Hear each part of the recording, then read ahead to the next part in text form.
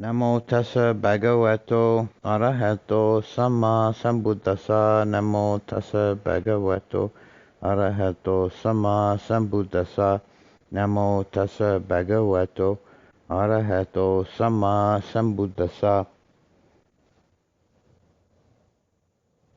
I'm going to talk about four qualities, two of the most important negative factors and their opposites, two of the most important positive factors. That is ignorance and suffering, wisdom and compassion. The Buddha said his teaching was all about suffering and the end of suffering. That was the shortest definition or characterization of his teaching that he gave, suffering and the end of suffering. Suffering is dukkha in Pali, and it has a meaning that's somewhat broader than the English word suffering. Dukkha is an inherent quality in all conditioned phenomena. It's inherent in the phenomena themselves. It's inherent in the objects. It's not something that's entirely subjective. It's not something that we impose on the objects with our mind. It's inherent in the object. And I say dukkha is broader in meaning than suffering because it encompasses all phenomena, all conditioned phenomena are characterized by dukkha. And yet we know from our own experience that some phenomena are perceived as pleasurable, and many, many phenomena are perceived as neutral, neither pleasant nor painful. So the one kind of dukkha that is characterized as suffering in our sense is called the dukkha dukkhata in Pali, which would be like dukkha as such, or dukkha per se.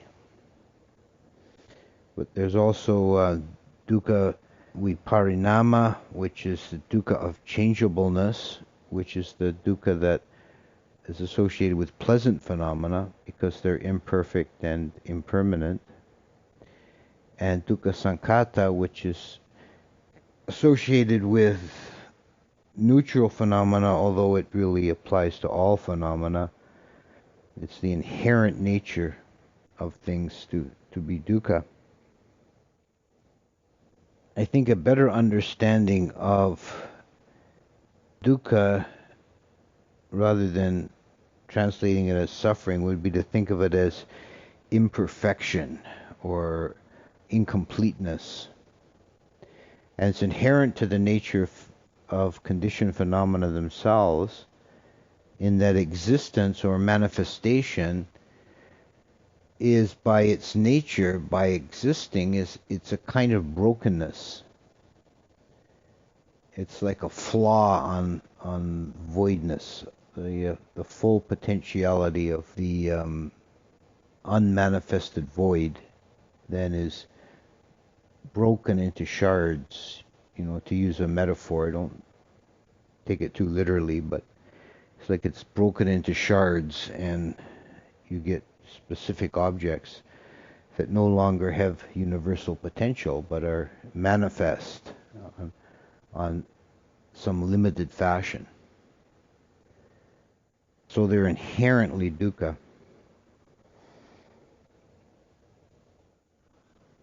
But dukkha dukkhata, dukkha as suffering, is certainly important, and it has this subjective aspect as well, that we experience things as suffering. And the suffering in the Buddha's teaching is never a positive thing. One should never induce suffering on oneself deliberately or desire suffering. There's no inherent value in suffering. there is a spiritual value in being able to calmly endure the suffering that arises, inevitable to every human life. There's going to be some suffering, sickness, old age, and death, loss of loved ones, loss of possessions. This is an inevitable part of human experience.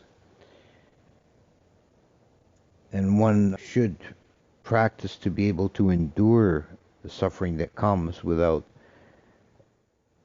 giving way to despair or anguish, but just recognizing this is suffering.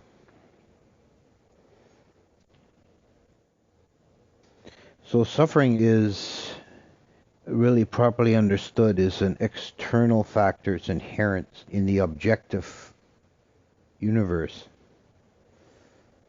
The other factor I want to talk about, ignorance, is a subjective factor. It's internal. It's a limitation of the mind. And everyone who's not yet an arahant will have some degree of ignorance. It's only the arahant who's completely free of ignorance. Ignorance is a case where the translation is quite apt. It's very close, because the Pali avijja means not knowing, and the English word ignorance comes from the Greek root ignosis, not knowing. So it's pretty much identical meaning. Ignorance is a darkness of mind.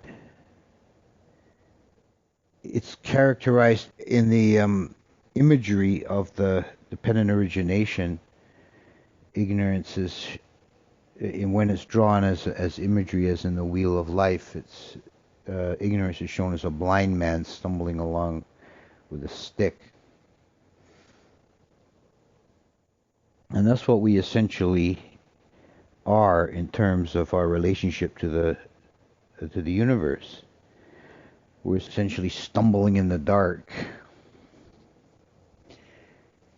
In the dependent origination also, ignorance, which is usually given as the first factor for purposes of explanation, although there's no first factor in reality because it's a cycle, but ignorance is the cause of sankharas. Sankharas are formations, and in this context it has slightly different meanings in different contexts. In this context it means karmic or volitional formations, which is how it's defined in the sutta, where the terms of the dependent origination are explained. So what this means is that because of ignorance, we do things without full knowledge, and that's how we make karma. The arahant makes no karma. His actions are neither kusala or akusala, that is skillful or unskillful. They're classed as kriya, effective, because he's not acting out of ignorance. But the ordinary person is always acting in ignorance.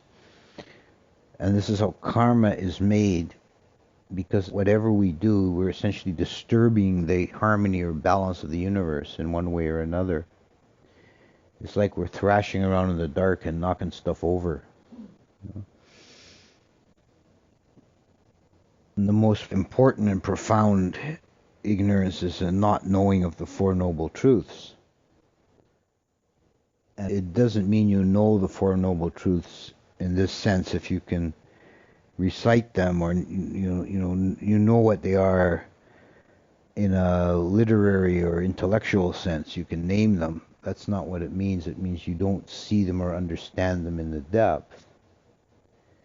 Seeing the Four Noble Truths means seeing dukkha in all things, seeing the craving in the mind as the actual root of dukkha,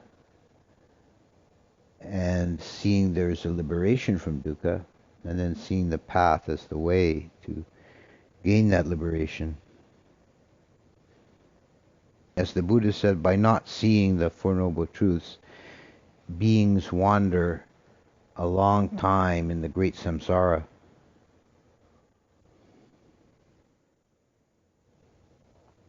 There are also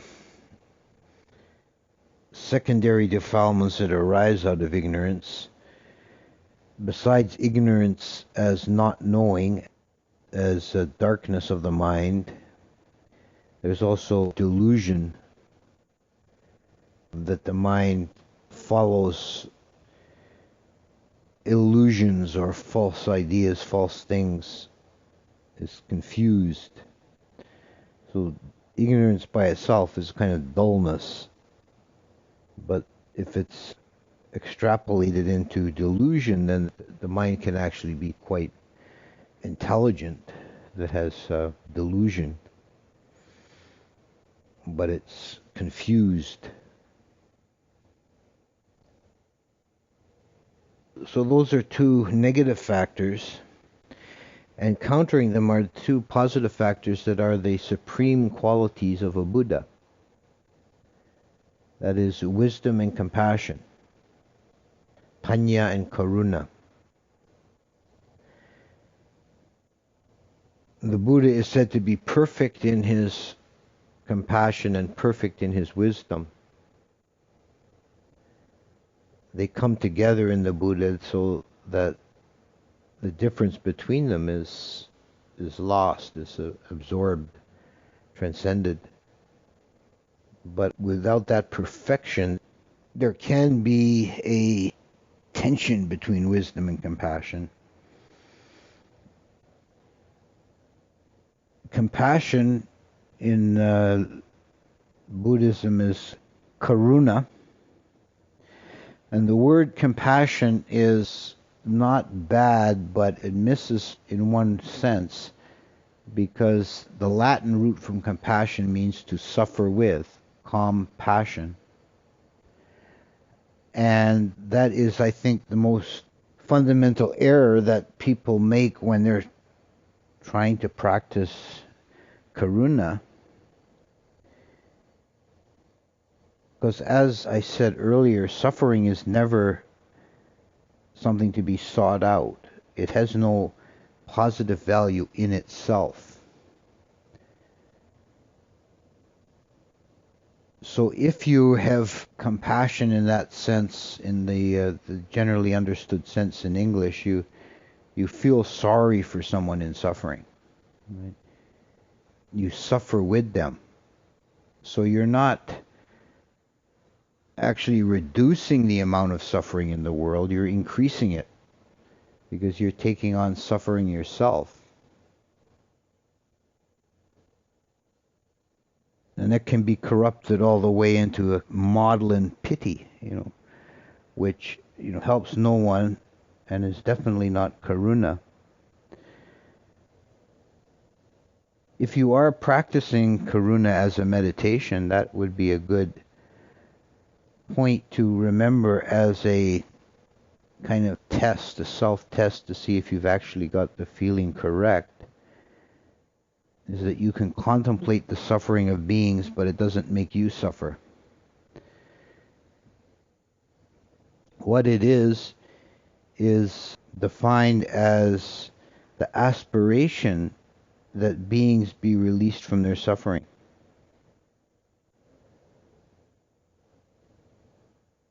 The aspiration or the wish or the volition, may this being be released from suffering.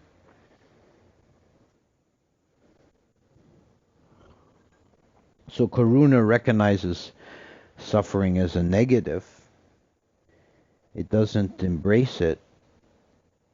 It wishes it to be dissolved or transcended. Compassion or karuna can be an expression simply in the mind, just a mind state, as in a meditation, or it can motivate speech and action, and it should be behind our speech and action. We should act and speak compassionately, which means not wanting to increase suffering, but seeking through our speech and action to alleviate suffering. the opposite of compassion is cruelty, the wish to inflict suffering.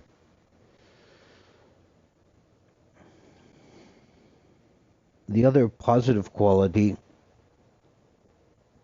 that should be considered as a pair, as a complement, is panya, wisdom. Wisdom is defined as seeing or understanding, knowing things as they actually are in reality. And this, in its highest expression, is seeing the three characteristics. So seeing the phenomena as dukkha, anicca, or impermanent, and anatta, or without a self-essence, void. And particularly this last one is the expression of wisdom, is seeing the void nature of things. And ignorance is the opposite of wisdom. Ignorance is not seeing. And not seeing the three characteristics in particular is a kind of delusion that's called vipallasa, which is usually translated as hallucination. So when you see things as the opposite of the three characteristics, you see them as solid and having an essence, and you see them as permanent or abiding, or you see them as inherently good and pleasurable, then you're suffering from hallucination, from vipallasa. Wisdom cuts to the nature of things, so it's often in the iconography in Mahayana, the bodhisattva of wisdom is Manjushri, and he's always depicted with a sword. He's holding a sword over his head. And his left hand is a book in his lap. So the book represents vijja, or knowledge, and the sword represents penetrating insight. It cuts to the nature of things.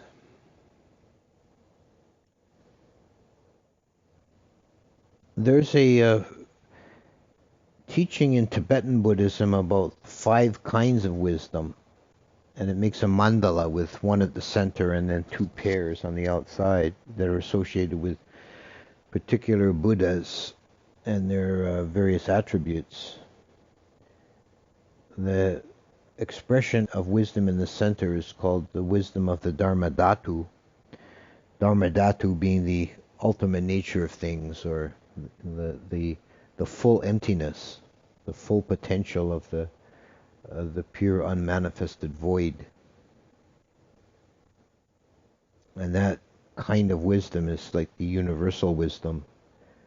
And then it fans out in the 4 directions as 4 subsidiary kinds of wisdom, or partial wisdom, or seeing a particular aspect. There's the mirror-like wisdom, which is the wisdom that is an expression of non-duality of subject and object. It's the knowing of things with a clear, unobstructed way of a mirror reflecting objects. So it's essentially a passive knowing. And the complement to that is the accomplishing wisdom, which is the wisdom that informs action, that one knows what to do and how to do it, and does things skillfully and well and correctly. So that's kind of an outward going wisdom. Then the other pair, which has a very practical application, are the complementary opposites of the wisdom of equality and the discriminating wisdom. The wisdom of equality sees through the superficial differences of objects and perceives the underlying nature of objects as empty, suffering, and impermanent. So it focuses on the universal aspect of things, the characteristics, whereas a discriminating wisdom is the wisdom that knows the categories and kinds and types and specific characteristics that are not universal but are limited to specific discrete objects.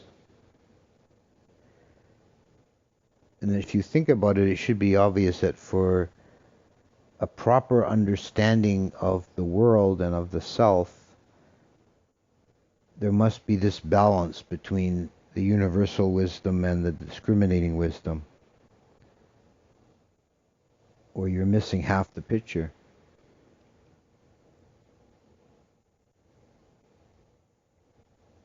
Now, wisdom and compassion, I alluded to it earlier, and I'll explain it a bit more now. Until they're perfect, which only is the case of a Buddha, until they're perfect, there can be a tension between them. That compassion that's not informed by wisdom ends up being an impulse to take unskillful actions. People can be motivated by a compassionate feeling to want to interfere in a situation to try and make things better. And I'm sure you can think of cases in your own life or people you know where they blunder in with good intentions and they just make more trouble and more mess. You know? Whereas wisdom looks at the situation and decides, first of all, whether anything needs to be done or anything can be done. In many cases, we can't do anything. And we should still feel compassion, but just practice non-action and let the situation be. Or if we can do something, wisdom will know how to do it skillfully and correct the situation. So to be effective in the world, if we want to make actions that actually help other beings, compassion is not enough. It must be informed by wisdom. On the other hand, wisdom by itself, without compassion, becomes very cold and heartless. And the extreme example of this that I always go back to in explaining this point, the extreme example of this occurred historically with the Japanese samurai, that by misapplying the teachings from Zen Buddhism of emptiness, they developed an ideology that said that if they cut somebody's head off with a sword, they're not really doing anything. It's only empty atoms moving through empty atoms. It's all void. The material of the sword is void, and the person's neck is void, and So what's the no harm is done here. We're just passing empty atoms through space, which, as a purely technical expression, it's true. It's actually true. It's actually correct.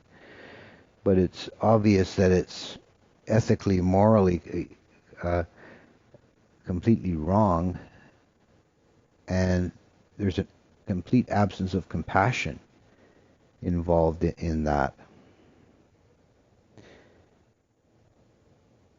Suffering is the first noble truth. And as such, it's a paramattha Dhamma. It's an absolute reality. And this is one of the paradoxes to contemplate, that there is no essential intrinsic being that suffers. That's only a pariyatta Dhamma. But there is suffering. So even if you make the argument that the person is entirely without self and void, he still suffers when you cut his head off with a sword. There's still suffering. And compassion, if the mind is informed by compassion, it won't allow that action. And this only seems like a paradox or a contradiction when the wisdom and the compassion are not fully mature. Then there seems to be a contradiction between them. So the practice up to that point should be to try and keep them in balance.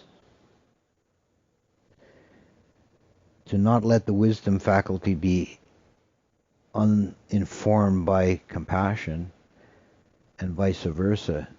Don't let compassion be uninformed by wisdom. In Tibetan Buddhism, they like to use a lot of imagery, and they'll have particular deities and bodhisattvas associated with different qualities. Manjusri is the deity of wisdom, and Avalokiteshvara is the deity of compassion. They also like to use imagery that is, let's say, sexually derived or charged. And they associate wisdom with the female and compassion with the male. And I think that's something that's worth contemplating and taking consideration of. The wisdom and compassion. At first hearing that, it sort of goes opposite to the stereotypes in our culture. But the more you think about it, and we're not talking about like individual people, male and female people, but the kind of archetypal male and female energies, that the female energy is and this is also like a Tibetan way of thinking of it, the female energy is the full potential of the void. Just like the womb of a human woman is the potential of creating a new life. But by itself, it's barren. It has that potential, but it's only realized or manifested when it's fertilized by the spark of illumination, which represents the male energy. So on this symbolic level in Tibetan Buddhism, the spark of illumination flying into the void is the thunderbolt, is the dorje. And it's intrinsically male. And out of compassion, it activates the latent potential of the wisdom of the void. So wisdom and compassion are complementary, and they're the supreme qualities of the Buddha, and they're only perfect in a fully enlightened one.